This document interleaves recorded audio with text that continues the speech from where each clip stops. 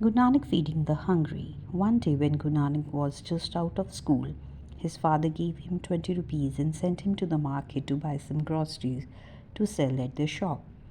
Don't pay too much for the groceries because when we get back, we can sell it for lots of money and make good profit, said Nanak's father.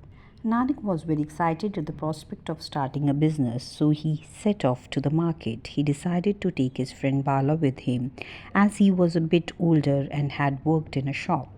He had known what they should buy. On the way to the market, they came across a group of holy men.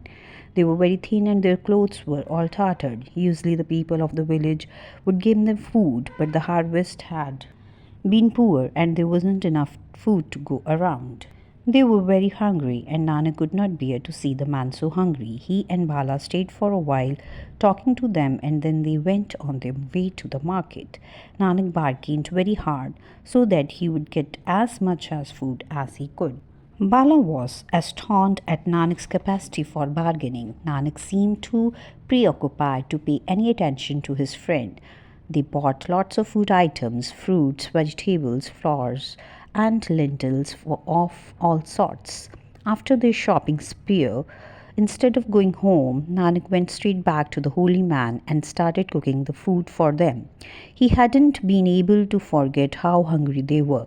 "You can't do that," shouted his friend Bala. "What will your dad say when he finds out you have wasted his money? He will never forgive you if you go home empty handed." But Guru Nanak didn't listen to his friend's advice. He could not leave the poor man to go hungry, even though he knew he had upset his father. He thought it was important to share what he had.